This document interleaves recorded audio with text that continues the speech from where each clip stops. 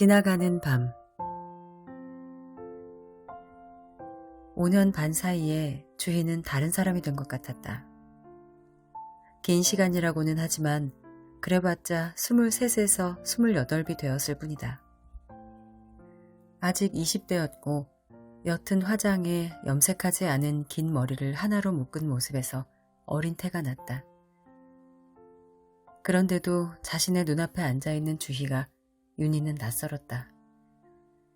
한 톤 낮아진 목소리에 조금 부드러워진 말투, 감정적으로 동요될 만한 이야기를 하면서도 덤덤한 모습이 그랬고, 윤희가 말을 할 때 끊지 않고 끝까지 들어주는 모습이 그랬다. 윤희가 모텔에서 지내고 있다고 하니 주희는 마지막 날이라도 자기 집에서 지내라고 말했다.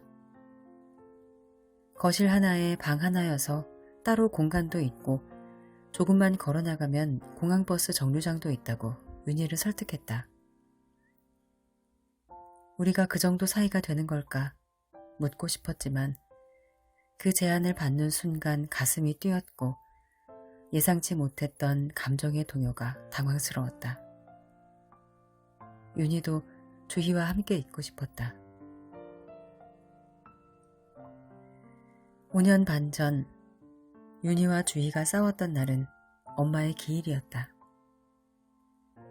엄마가 좋아하던 중국집에 가서 요리를 시켜놓고 같이 술을 마시는 것이 윤희와 주희가 엄마의 기일을 보내는 방식이었다.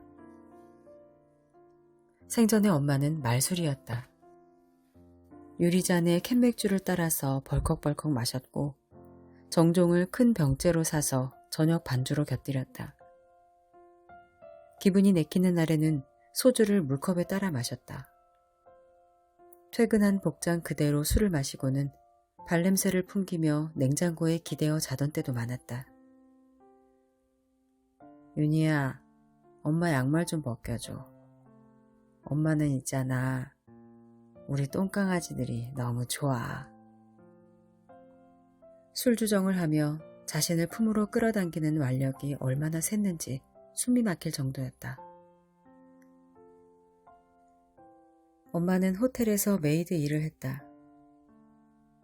너희 엄마는 일당 100이야. 엄마의 직장 동료들은 엄마를 그렇게 칭찬했다.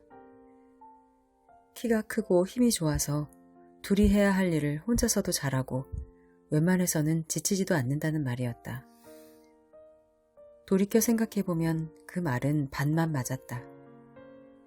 엄마는 휴일이 되면 죽은 사람처럼 내리 잠만 잤으니까. 저녁마다 술을 마신 것도 엄마 나름대로 고단함을 씻는 방법이었을 거라고 윤희는 생각했다. 밤 10시가 되어서야 주희는 집에 돌아왔다. 주희는 구두를 벗으면서 현관 앞으로 나온 윤희에게 어색하게 웃어 보였다. 둘은 나란히 거실로 가서 바닥에 앉았다. 이러니까 꼭 옛날 같다. 주희가 말했다. 그러게. 어디 불편한 건 없어? 집이 좁아서. 술 없어서 사다 놨지. 아, 좀 마실래? 아니야 언니. 나 이제 술 안 마셔. 끊은 지 1년 정도 됐어. 언니 마셔. 컵 줄까? 그랬구나. 그럼 나도 됐어. 주희는 방에 들어가서 옷을 갈아입고 나왔다. 언니도 왔는데 기분이지. 한 잔 마시자. 둘은 작은 밥상을 펼쳐놓고 마주 앉아 장조림과 조미김을 안주로 삼았다. 대체 무슨 이야기를 해야 하는 건지 감이 오지 않아서 둘은 서로의 눈치만 보고 있었다. 한때 서로가 사무치게 미워서 말을 하지 않았던 시기가 있었다. 엄마가 죽고 1년도 지나지 않아서였다. 윤희가 갓 대학생이 되고 주희가 중학교 3학년에 올라가던 때였다. 윤희가 보기에 그때 주희는 이미 궤도를 벗어나 있었다. 지각과 조퇴를 자주 했고 술, 담배에도 손을 댔다. 남자애들과 술집에서 서로 만지고 키스하는 사진을 수업 시간에 돌려보다가 교사에게 걸렸다. 윤희는 자신의 모교이기도 한 주위의 중학교에 가서 자신을 아끼던 교사들에게 고개를 숙이고 동생에 대한 선처를 빌었다. 주희는 일주일간 유기정학을 당하고 학교 청소를 하는 벌을 받았고 윤희는 처벌의 수준에 감사해야 했다. 교문 밖으로는 벚나무가 길게 심어져 있었다. 그 길을 주희는 발랄하게 걸어갔다. 정학 처분을 받은 게 대수롭지 않은 일이라는 것처럼. 언니, 난 이런 일 같은 건 아무렇지 않아 라고 과시하는 것처럼. 주희는 벚나무를 올려다보면서 휘죽 웃기까지 했다.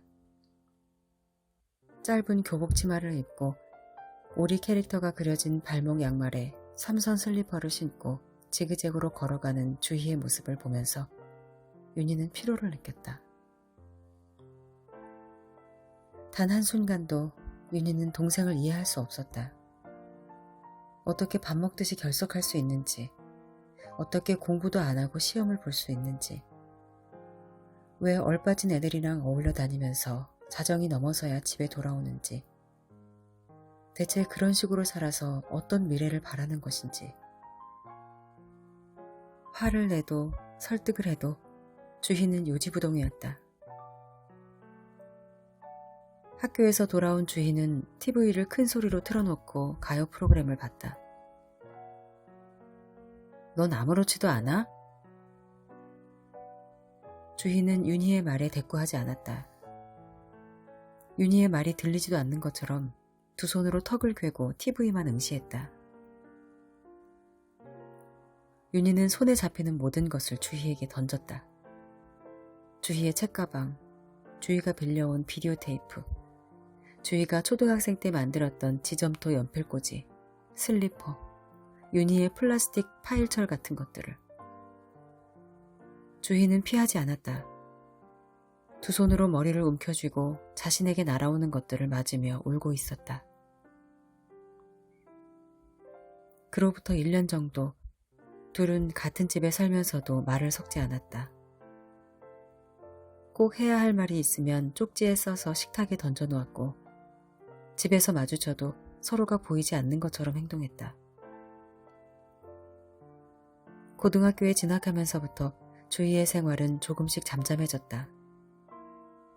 밖으로 나돌지 않고는 못 견디던 아이가 음악을 크게 틀어놓고 방 안에 머무는 생활을 시작했다. 일주일에 이틀은 돈가스 집에서 저녁 아르바이트를 하기도 했다. 윤희에 대한 이해할 수 없는 냉소와 증오도 시간이 지나면서 조금씩 흐려졌다. 그 무렵부터는 서로 얼굴을 보고 말할 수 있었지만 그렇다고 해서 다른 자매들처럼 허물없이 서로를 대할 수 있는 건 아니었다.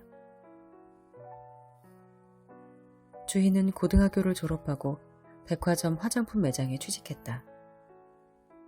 윤희가 대학원 석사과정에 입학한 것도 집주인이 전세금을 무리하게 올려달라고 요구했던 것도 그 즈음이었다. 엄마와 셋이 같이 살던 집은 윤희의 대학원에서도 2시간 거리였고 주희의 직장에서도 1시간 반 거리였다. 차라리 전세금을 빼서 각자의 집을 구하는 게 나으리라고 그때의 윤희는 생각했고 주희도 그 생각에 동의했다. 윤희가 24, 주희가 20이던 그해 가을, 둘은 엄마와 같이 살던 그 집을 나왔다. 그때는 몰랐지만 동거가 끝나자 윤희와 주희의 관계를 이어줄 마지막 명목조차 사라졌다. 형식적으로나마 남아있던 일말의 유대가 끊어지자 둘은 더욱 대면대면한 사이가 됐다. 엄마 기일에 만나 밥을 먹고 서로의 생일에 짧은 문자를 보내는 것이 고작이었다.